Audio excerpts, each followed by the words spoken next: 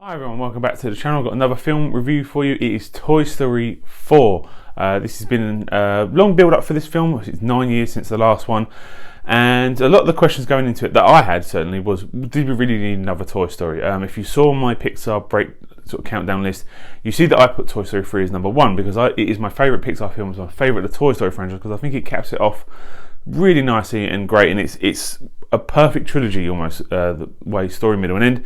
So did really need another one. So that was my kind of feeling going into this. This is just a cash grab. We're just getting this film because the last one made a lot of money, and I'm pleased to say this film is really enjoyable, and it's a great addition to the Toy Story franchise.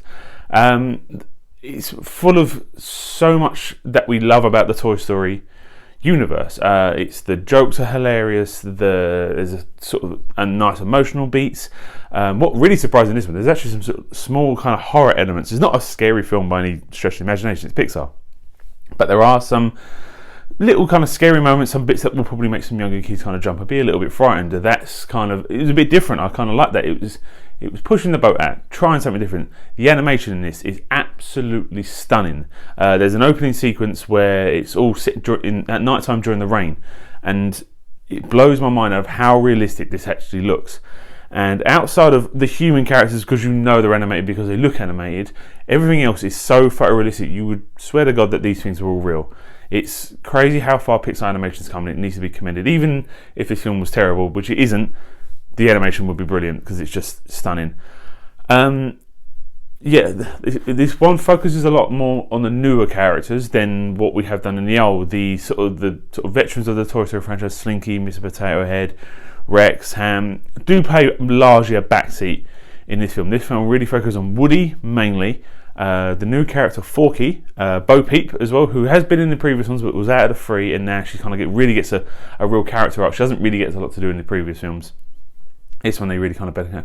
And Buzz gets he kind of does take a backseat a little bit to the main bit of the story. If I had one criticism, I would like a little bit more Buzz and Woody scenes together, because their back and forth is great and their friendship is really good, but that doesn't really play a lot into the story of this one.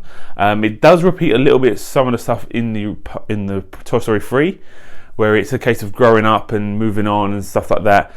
And I was a little bit worried. I thought, are we just retreading the same story again, because that kind of hit all the emotional bits that we wanted. But it starts off doing that, and I was a bit worried, but it kind of veers and goes in a different direction, which I won't spoil here. And I really liked it, and I thought, oh, okay, I see you tried in this to go to this point, and that's really good. It's really clever.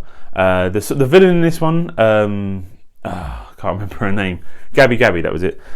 She's really good. Again, they do something a bit different with that, because there's not the villain changes every Toy Story film.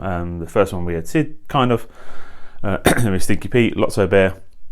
And then this one, Gabby. And again, it starts off, you think it's going to go one way, and it changes and it goes another. And it's really clever, and I think it's really good.